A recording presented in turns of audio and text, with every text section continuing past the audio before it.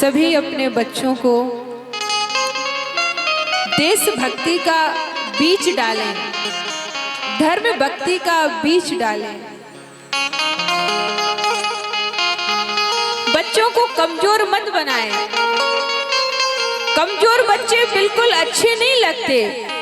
थोड़ी सी गर्मी आई बच्चे कमजोर हो गए, थोड़ी सी सर्दी आई बच्चे नाजुक हैं, बीमार हो गए।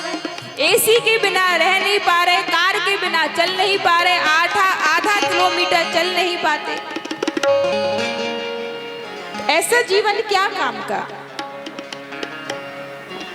कमजोर मत बनाइए, फौलाद बनाइए, मजबूत बनाइए।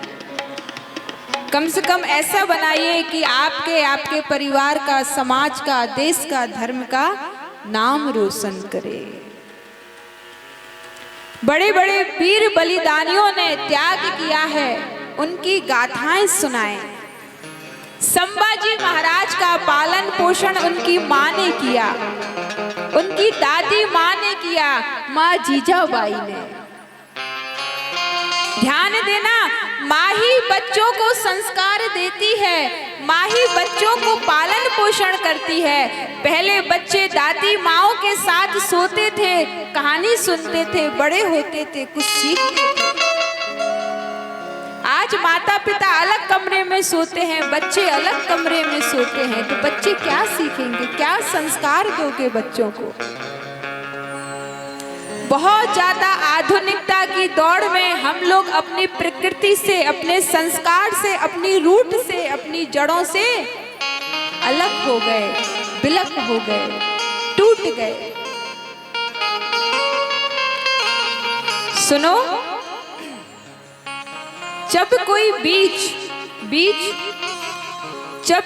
बीज किसी धरती पे रोपा जाता है ना, कोई बीज किसी धरती पे जब डाला जाता है, रोपा जाता है, तो वह बीज दो दिशाओं में एक साथ काम करता है। एक तो वह बीज धरती के नीचे जाता है और दूसरा धरती के ऊपर जाता है। जो बीज जितना ज्यादा धरती की गहराई में पहुंच के धरती को पकड़ता है, उसकी जड़ें उतनी मजबूत होती है और लंबा चलता है। ठीक इसी प्रकार हम लोग ऊपर तो चल रहे हैं, लेकिन अपनी जड़ों को, अपनी संस्कारों को, अपनी रूट को कमजोर कर दिए हैं। इसलिए बहुत जल्दी कोई आंधी तूफान आएगी और हम लोग तहस नहस हो जाते हैं। जैसे बीज दो दिशा में एक साथ काम करता है, नीचे भी जाता है, ऊपर भी जाता है, ऐसे ही अपने जीवन में मॉडर्न बनिए, डजंट मैटर, कोई दिक्कत नहीं, मॉडर्न बनिए, अच्छी बात है, पढ़ाई कीजिए, अच्छी बात है, लेकिन साथ में अपनी संस्कृति को, अपने संस्कार को, अपनी मर्यादाओं को भी बांध कर रखिए। क्या बोलते हो? मैं इसका विरोध नहीं कर रही कि बच्चों को मत पढ़ाइए, पढ़ाइए, अच्छा, मैं भी अभी अध्ययन करती हूँ, पढ़ाई करती हूँ।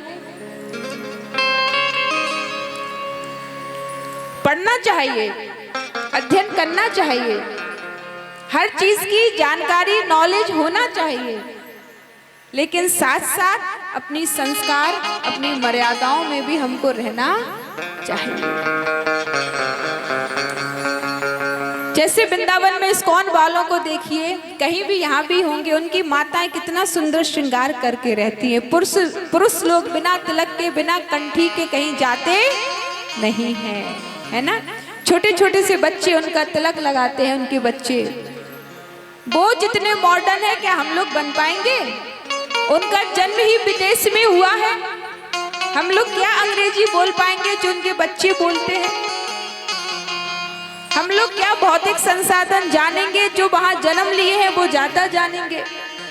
फिर भी वो इंडियन कल्चर को, भारतीय संस्कृति को अपना रहे हैं और हम लोग विदेश की ओर बढ़ रहे हैं। क्या बोलते हो? निक और प्रेम से, निक और भाव से।